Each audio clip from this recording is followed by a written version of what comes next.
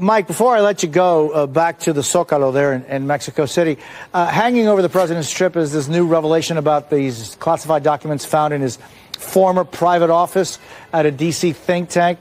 How concerned is the White House about it, or is it concerned at all? Well, clearly there's going to be some political concern here. The president gearing up for a potential launch of his reelection campaign, and now you have hanging over them this legal cloud. But it was interesting and I think important to note that White House advisors at the highest levels would have known that this issue was ongoing for at least 2 months, given the timeline we were given from the White House yesterday. And so I think one of the questions is about why they've waited for this story to sort of break in the news on its own versus being fully transparent, disclosing this as soon as it happened 2 months ago. That's one of the many questions I think reporters are going to be trying to ask when we see President Biden later today. He will be delivering statements with the other two leaders here and taking a question from each of the respective press corps here. But obviously there's a lot of other topics to ask about as well, but it'll be our first chance to see if he'll weigh in on this one. Jose.